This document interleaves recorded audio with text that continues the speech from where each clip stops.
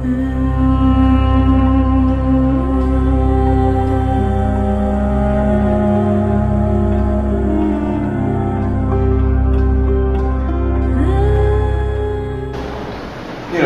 poorest of the poor, when you talk about poverty, you really talk, primarily, you're talking of poverty in the rural areas.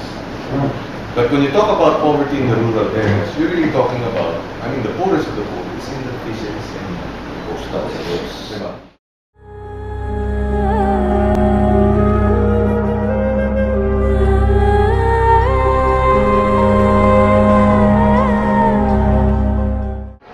Our aquamarine aquatic resource is the most diverse in the entire planet. And with the right methodology, the right science, and the right systems in place, and government support, as well as private sector funding, we should be able to provide for the needs not only of the country,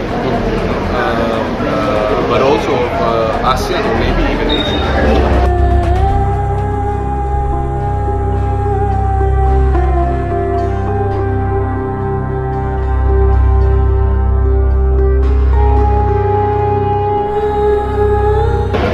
Mahalaga sa atin yung food security. Narito tayo dahil ultimately, pag pinalakas natin ang hanay ng magsasaka at ng mangingisda, papalakas din natin ang ating effort at food security. There's no way of addressing food security unless we first secure our fisher folk who are very poor and secure our farmers who are also very poor.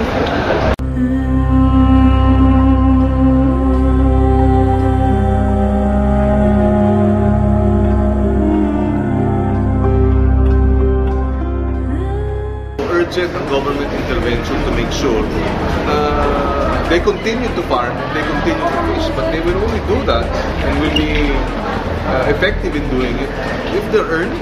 Yeah. Kung hindi sila kumikita, kaya ayaw na mag-farming ng ating mga kabataan. Sabi, ba't ako magpa-farming? Maghihirap ako dyan.